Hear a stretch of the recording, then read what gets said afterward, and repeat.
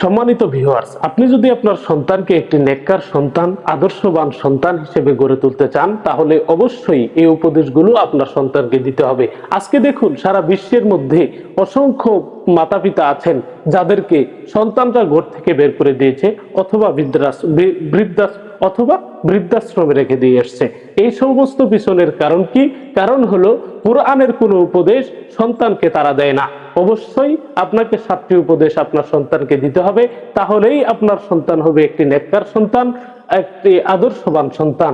যদি এই 7টি উপদেশ আপনার সন্তানকে দিতে পারেন, আজকের ভিডিওতে আমি যে 7টি উপদেশ সরাসরি কোরআনুল কারীম থেকে আপনাদের সামনে উপস্থাপন করব, সেই 7টি উপদেশ আপনি যদি আপনার সন্তানকে দিতে পারেন, তাহলে আপনার সন্তান মুসলিম হিসেবে হবে একটা শ্রেষ্ঠ মুসলিম, এবং সন্তান হিসেবে হবে একটি শ্রেষ্ঠ সন্তান, আদর্শবান সন্তান।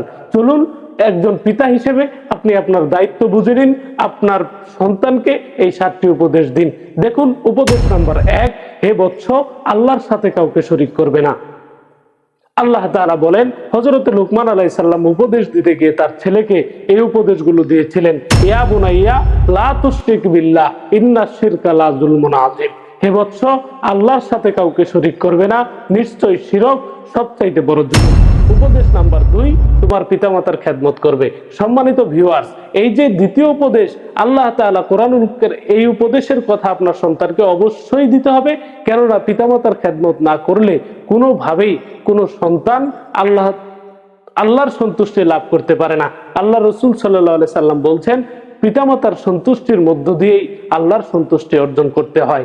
এজন্য উপদেশ দিতে গিয়ে আপনাকে দ্বিতীয় উপদেশ যেটি দিতে হবে সেটি হচ্ছে পিতামাতার সাথে সদ্ব্যবহার করবে। আল্লাহ তাআলা বলেন, ওয়াসাইনাল ইনসানা বিওয়ালিদাইহি হামালাতুহু উম্মুহু ওয়াহনান আলা ওয়াহনিন ওয়া ফিসালুহু ফি আমাইন আনিশকুরুলি ওয়া লিওয়ালিদাইকা ওয়া ইলাইয়াল মাসির। হে বৎস, তুমি পিতামাতার সাথে সদ্ব্যবহার হে সন্তান, তুমি তোমার পিতামাতার সাথে সদ্ব্যবহার করবে, কেননা তোমার পিতামাতা, তোমার মা তোমাকে কষ্টের পর কষ্ট করে গর্ভে ধারণ করেছে, তোমাকে দুধ খাইয়েছে 2 বছর। এজন্য তুমি আল্লাহর শুকরিয়া আদায় করবে এবং পিতামাতার খেদমত করবে। তৃতীয় উপদেশ, আল্লাহর জ্ঞান সর্বব্যাপী। সম্মানিত ভিউয়ার্স, এই তৃতীয় উপদেশটি আপনার সন্তানের জীবনে অত্যন্ত গুরুত্বপূর্ণ ভূমিকা পালন করবে। আল্লাহ তাআলা বলেন, ইন্নাহা ইন তাকু মিসকালা হাববাতিন মিন খারদালিন ফাতাকুন ফি সাখরাতিন আও ফিস সামাওয়াতি আও ফিল আরদি ইয়াতি বিহাল্লাহ ইন্নাল্লাহা লাতীফুন খাবীর। হে বৎস, মনে রাখবে, হে আমার সন্তান, মনে রাখবে, এই পৃথিবীতে যদি কোনো একটি শস্য দানাও প্রস্তর খণ্ডের নিচে, আকাশের উপরে অথবা জমির ভিতরে হারিয়ে যায়, মাটির নিচে হারিয়ে যায়, কিয়ামতের ময়দানে আল্লাহ তাআলা এই সব কিছু উপস্থাপন করবেন তোমার সামনে। নিশ্চয় আল্লাহ তাআলা সবকিছু সম্পর্কে সর্বজ্ঞ এবং সংবাদ সংগ্রহকারী। সম্মানিত ভিউয়ার্স, এই যে তৃতীয় উপদেশ, এই উপদেশটি আপনার সন্তানকে দুনিয়ার সমস্ত পাপাচার এবং অন্যায় থেকে বাঁচিয়ে দেবে। চতুর্থ উপদেশ, তুমি নামাজকে প্রতিষ্ঠা করবে। এই নামাজ প্রতিষ্ঠা করতে পারলে, যদি একজন মুসলিম নামাজ পড়ে, আল্লাহ তাআলা বলেন, ইন্নাস সালাতা তানহা আনিল ফাহশাই ওয়াল মুনকার, নিশ্চয় নামাজ সমস্ত প্রকার ফাহশা এবং খারাপ কাজ থেকে বিরত রাখে। তাই এই নামাজের উপদেশ আপনার সন্তানকে দেওয়া আপনার জন্য অতীব জরুরি। আল্লাহ তাআলা বলেন, ওয়ামুর আহলুকা বিসসালাত, তুমি তোমার পরিবারকে নামাজের আদেশ দাও। এই যে পরিবারকে নামাজের আদেশ দেওয়া যেমন এরকম আপনার দায়িত্ব, এরকম উপদেশ দেওয়াও আপনার সন্তানকে, এটি আপনার দায়িত্ব। যদি এটি পালন করেন, আপনার সন্তান আপনাকে বৃদ্ধাশ্রমে রেখে আসবে না, আপনার সন্তান আপনাকে ঘর থেকে বের করে দেবে না। সম্মানিত ভিউয়ার্স, সৎ কাজের আদেশ করবে, অসৎ কাজের নিষেধ করবে। সন্তানকে দেওয়া এই 5ম উপদেশটি আপনার সন্তানের জীবনে অত্যন্ত গুরুত্বপূর্ণ ভূমিকা পালন করবে। হযরত লুকমান আলাইহিস সালামও তার পুত্রকে এই নামাজ এবং সৎ কাজের আদেশ দেওয়া, অসৎ কাজের নিষেধ করার ব্যাপারে উপদেশ দিয়েছিলেন।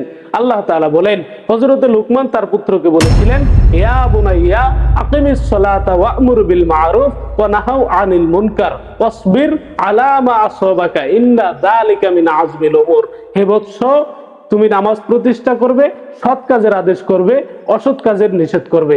যদি এটি করতে পারো, মনে রাখবে সৎ কাজের আদেশ করতে গেলে, অসৎ কাজের নিষেধ করতে গেলে তোমার উপরে বাধা আসবে, আর সেখান থেকে তোমাকে ধৈর্য ধারণ করতে হবে। 6 নম্বর উপদেশ হচ্ছে, হে সন্তান, তুমি অহংকার পরিহার করবে।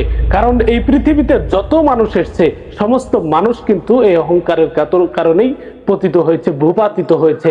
আকাশ চুম্বী সম্মান থেকেও অহংকারের কারণে মানুষ ভূপাতিত হয়েছে। আপনি উপদেশ দিতে পারেন, ওয়াকসিদ ওয়ালা তুসাইর খাদ্দাকা লিন-নাস ওয়ালা তামশি ফিল আরদি মারাহা ইন্নাল্লাহা লা ইউহিব্বু কুল্লা মুখতালান ফাখুর।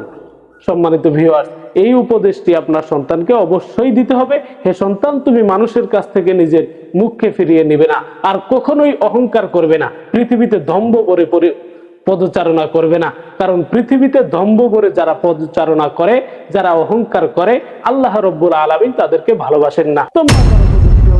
তুমি মধ্যম পন্থা অবলম্বন করবে, কিন্তু উচ্চস্বরে কথা বলবে না। আল্লাহ তাআলা বলেন, ওয়াকসিদ ফি মাশইকা ওয়াগদুদ মিন সাউতিকা ইন্না আনকারাল আসওয়াতু লা সাউতুন হামির। সম্মানিত ভিউয়ার্স, আপনার সন্তানকে দেওয়া এই 7 নম্বর উপদেশটি হচ্ছে, সন্তান, তুমি পৃথিবীতে চলাফেরায় মধ্যম পন্থা অবলম্বন করবে, উচ্চস্বরে কথা বলবে না। কেননা উচ্চস্বরে কথা বলে উচ্চস্বর একমাত্র গাধার স্বর, গর্দভের স্বর ব্যতীত আর কোনো স্বরই উচ্চস্বর নয়। সম্মানিত ভিউয়ার্স, এই 7টি উপদেশ যদি আপনি আপনার সন্তানকে দিতে পারেন, আশা করি আপনার সন্তান হিসেবে